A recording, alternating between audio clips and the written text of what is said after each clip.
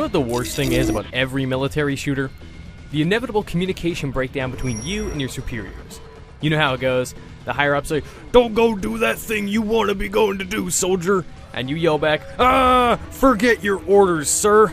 It's a lame story cheat that gives you a sense of power and control over the story, in the same way being a one-man army empowers you during gameplay. But this story trick sucks because there are never consequences for your actions. Gears of War Judgment dodges this cliche while actually taking advantage of it. It does a lot of things, actually, that you don't expect to work. But they do. Whether it's subverting gameplay cliches or shaking the foundation of Gears of War's combat, Judgment has a lot of surprises up its sleeve.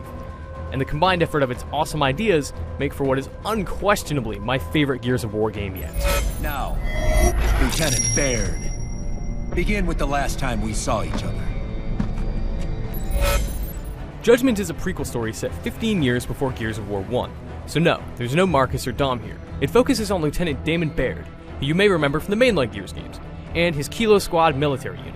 Included is Baird's best bud in mind, Augustus Cole, who also played a major role in the Gears trilogy. Two fresh faces join these lovable, charming fellas, the by-the-books cadet Sophia Hendrick, and Garen Paddock, a grumpy guy with scars to show that he was part of the losing side of the last war. Kilo Squad's story actually starts at the end, which is pretty cool, with all of them arrested and standing before a military tribunal. How'd they get there? Twist! Disobeying direct orders.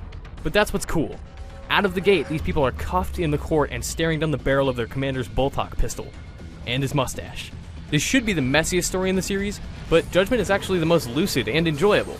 Flashbacks clarify character motivations immediately, and even as the story bounces between present-day courtroom scenes and the explanation of how Kilo Squad got there, there's a believable sense of place and progression. Also awesome, this is the most refined, varied, and impressive visual palette in the series. Really, Gears of War's colors here are gorgeous. And developer People Can Fly has an exceptional art direction that reinvigorates Gears. Be gone, you Greys!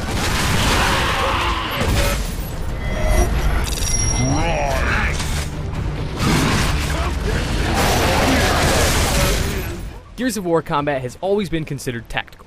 You tuck into cover, lay into some locusts, and swap weapons to suit the occasion. Judgment disrupts the familiar feel of Gears by changing how you approach every combat scenario, because you can't really prepare for what you're going to be up against. Sure, the smart spawn system sounds like a lame marketing term, but it really does force you to adapt at every turn, whether you're replaying the campaign or retrying an encounter after getting killed. Not knowing what you're in for adds an incredible layer of unpredictability to the most refined version of Gears of War's proven crunchy combat. You'll spend less time in cover playing Judgment than you will in most cover-based shooters, which is really weird for Gears of War. It's used more as a tool to get you up in the enemy's face than it is for protection. With winding paths, secret hideaways, and placeable sentries, these complex level designs give you a lot more to think about than the corridor shooty mentality of earlier Gears games. What benefits combat most, though, is the declassify omens. Big red icons that both flesh out the story and add yet another interesting layer to the combat scenarios. These optional triggers are for those who want to improve their score. Yes, that star icon in the top corner, it's tracking how much ass you're kicking.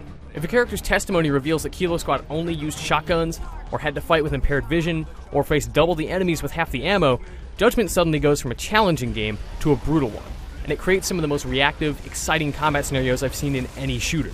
Judgment's lame final boss fight sticks out as the only real misstep on the battlefield. No spoilers, just know that it's really dumb and really predictable.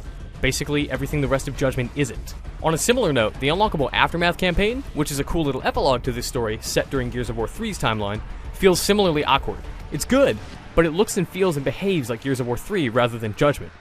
Putting them side by side really serves to show how big of a step forward Judgment is over the last game.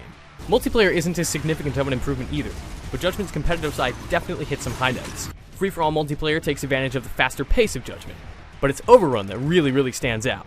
This isn't quite the Horde 3.0 that you expected, but its 5-on-5 objective-based class battles still create really stressful tension.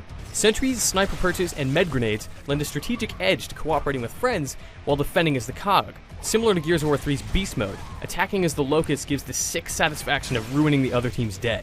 Destroying their defenses and knowing the pressure they're feeling as you close in is what Gears of War multiplayer is all about.